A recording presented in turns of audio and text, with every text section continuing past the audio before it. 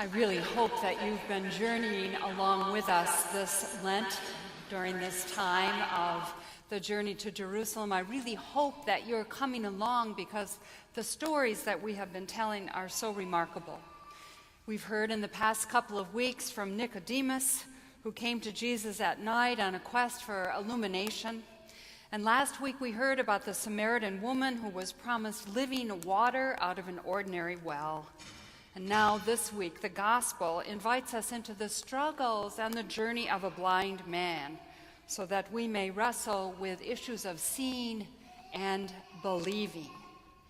These stories are encounters with Jesus, and we look at them in both a literal and a mystical sense. So all of these stories hold both qualities. This gospel, the Gospel of John, has a particular knack for being able to bring a spiritual lesson, to move us into a spiritual lesson erupting out of a common story. The man born blind is a story about the healing ministry of Jesus. It fits into his healing ministry, and it helps us to understand our own blind spots and the opportunity for insight we need to have on whatever road we are traveling. I'm particularly struck this morning not by the gift of physical sight that Jesus awarded to the one who could not see, but by the quality of shining darkness in his life, in contrast to the blinding light in the lives around him. It's as if John is suggesting to us that we might learn to see in the darkness, and we might learn how to do that a little bit better than those who see only when it is light. Blindness might not be as tragic if we are clear about what we are struggling to see. So this man emerged from his lifelong blindness to view the world more clearly than those who were around him. He saw the world more clearly than those who refused to recognize his healing and his wholeness. So on our spiritual journey, the question for this morning is, when is seeing believing, and when is believing an active part of what we cannot see? One of my dearest friends in all the world is a man who was born blind. Almost 70 years ago, John was born prematurely. And in those days, preemies were given a lot of extra oxygen when they were born, and in some cases it simply burned out the iris of the eye. So there are many people his age who perhaps were preemies who are blind because of what the hospitals did in those days. John went to school right up the street here when it was called the California School for the Deaf and Blind. His parents brought him when he was 6 years old, and he didn't leave until he graduated from high school. He was extraordinarily smart. He can play the piano by feel and by sound, and he went on and went to school on a scholarship to Stanford, completely blind. He's now a trained therapist and pastoral counselor living in New York City, and I was curious. So I asked him once, what was it like to hear but not be able to see his clients? He said to me that he hears differently than most people because he is highly attuned through that sense of hearing. And he also says that sitting in the room with another person, he can see into conversations and relationships and stories in a completely different way than a sighted person. He comprehends with his other's highly acute senses, and he doesn't doubt for a minute that he sees and hears and relates beautifully to each person he meets. You might say that John has a strong sense of sight, even though, as he is fond of saying, I'm blind as a bat. What is spiritual sight? What kind of insight do we desire in our own lives? How might a different way of seeing life bring us into a sense of hope? Can we be invited this morning into a new way of seeing and therefore believing? We might start at the beginning.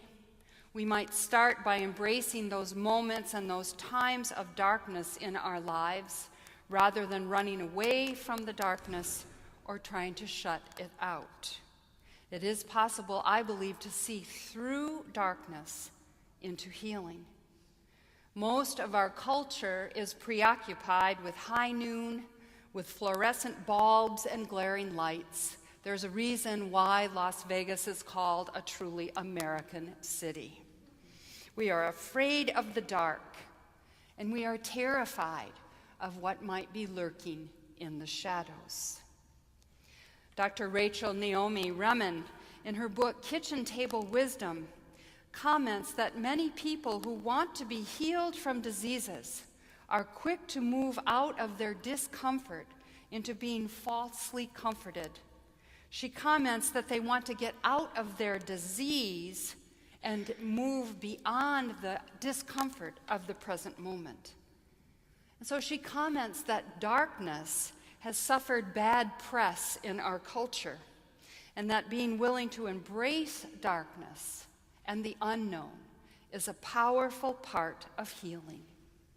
When she asked some of her cancer patients to move into the quiet of their own night and simply stay there for a while, some were able to find a sense of spiritual healing in the memory that was regained as they sat in the darkness, and their memory was of the condition of beginning. They could reclaim again the darkness at the beginning moment of their life. They were able to sit in and remember the darkness of the mother's womb. We are nurtured, I believe, by a seed in our first stage of life. Healing may come to us then by remembering the beginning of the journey, when we all began in that moment of human fullness. There is strength, there is life in darkness. The psalmist reminds us that even in the darkest valleys there is a presence. We say it whenever we remember someone we love and wish to give them comfort. Yea, though I walk through the valley of shadows, I won't fear, because you are with me. To gain strength when we cannot see is to rely on the presence of one who walks with us through those valleys, even when we may not be able to see, hear, or touch that presence. To believe in seeing what can't be seen and to trust in what or who is not visible is trusting, learning how to trust in the presence of God. So John hints at this kind of sight in his story of the man born blind. We see that the man clearly not only received his sight, but that he possessed spiritual insight in the days following his healing.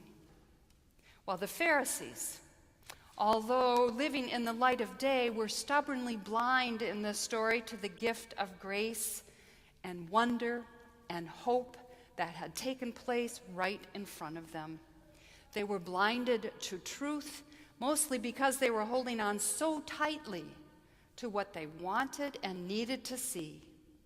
They had tunnel vision, and in tunnel vision, we know we will most likely end up in hollow darkness. They were stubbornly blind to the powerful act of mercy that had taken place. All they could see and say that this was the wrong day, this was an unworthy beggar, and who was that no-account healer? They miss the entire event because they are struck at the point of judgment, and they are struck and wish to remain in daylight. Our quest in this season called Lent is to receive spiritual sight. Hope, mercy, grace, they're all invisible, not able to be seen by those of us who insist on living in the light of day. In order to see in the darkness, of our lives, we might have to overturn some of our long-held beliefs and our suppositions so that we might open our tired eyes and see anew. The poet David White says it this way: "The night will give us a horizon further than we can see. Sometimes it takes darkness and the sweet confinement of aloneness to learn to live." Christian monk and writer Cynthia Bourgeault says it this way in her book Mystical Hope. She talks about a sense of convergence, an intertwining of human beings in the darkness, in the beginning with God. She writes, "In the darkness, where does God end and I begin?"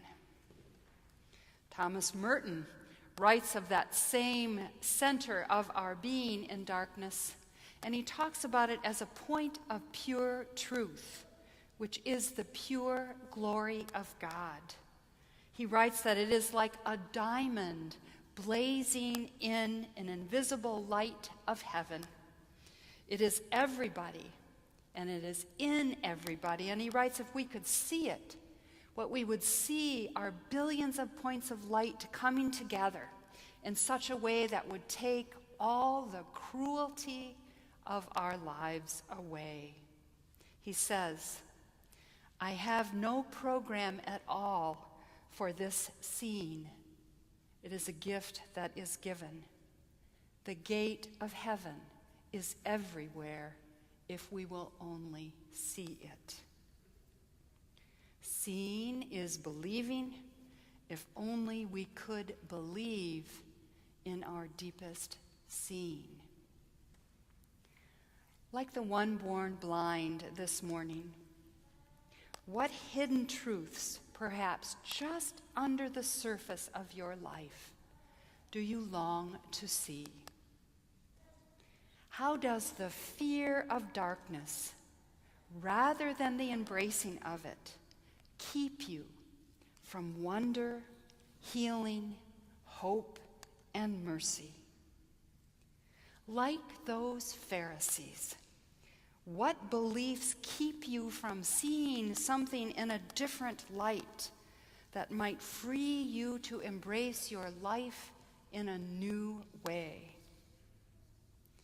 And like the blind man who said, "One thing I know for sure, I was blind, but now I see." What is the one thing you know for sure? Now, in just a minute, we'll be singing that amazing song, Amazing Grace. It's a song that we've sung so many times that the words roll off our tongue with ease. We know it backwards and forwards. We know it if we were a part of the 60s. We know it if we were a part of the World War II generation. It was sung for centuries and was mostly sung by slaves in America when there was slavery. This song transcends generations. It transcends cultural relevance because it holds for everyone, believers and non-believers, seekers after truth, the essential meaning of grace. John Newton, who is the author of this song, grew up in England, and he became a slave trader in Sierra Leone. He was very poor, and he thought that running ships full of slaves back and forth to England would make him a rich man. So he got into the slave trading business without thinking about what it meant. On one trip, there was a terrifying storm, so powerful that it drove him to his knees on the ship, and he said on the ship, "If you save my life, I promise I will give my life to you and I won't do this again." Well, somewhere on the sea, in the midst of the storm, he lived, and he got it. He was not praying only for his own life, but he was praying for the life of everybody on that boat. He wasn't carrying cargo, but he was carrying human beings. Some stories have Newton turning around immediately, going back to Sierra Leone and bringing everyone back to Africa and freeing them immediately. But I'm afraid he's a human being, and it didn't go that fast. He did complete that mission and some other missions, but then he began to read the Bible, and he began to see and to struggle with his blindness of his life. And he began that journey into wonder and spiritual sight. Transformation is like that. Seeing in the darkness is like that. It takes a lifetime for us to learn how to see in the dark. It takes a lifetime for us to understand darkness and light, dryness and water, being blind and gaining our sight. It's interesting to me that in this morning's order of service, it says, saves a child like me. I'm going to sing a wretch. That's how John Newton wrote that song. He knew that there was something so twisted in his life, so twisted in his seeing, but he knew one thing for sure. It says it in the song, I was blind, but now I see. Let's sing it together.